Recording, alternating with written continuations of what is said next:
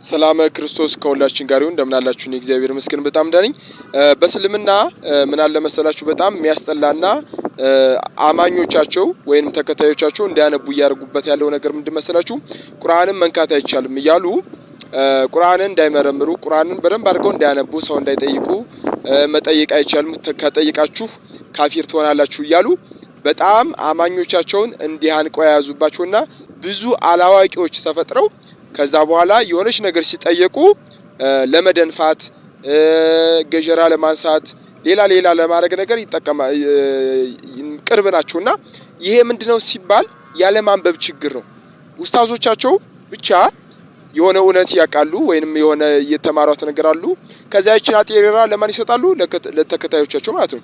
ከዛ ያችን ይዙና ያችን ነው በቃ የሚያስተጋቡት እንደ በቀቀን የሚጮሁት ማለት ነው። ሌላ ምንም አያውቁም እና ይሄን ነገር እንዴት ታዩታላችሁ?